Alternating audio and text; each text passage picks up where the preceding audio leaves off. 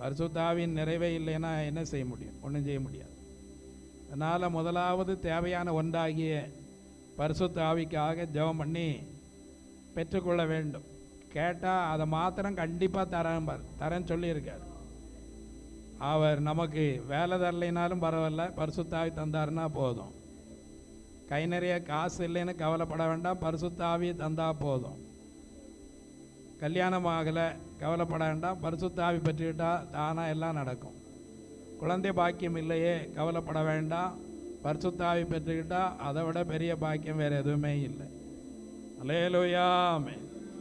இதெல்லாம் உண்மை, நாங்கள் அனுபவத்திலிருந்து சொல்லுகிறது. நிறைய பேருடைய வாழ்க்கையில் நம்ம பார்க்கவும் செய்கிறோம். திருமணமாகி 40 வருடமாகி இதுவரையும் பிள்ளை இல்லை என்கிறவர்கள் ரொம்ப மகிழ்ச்சியாக இருக்காங்க.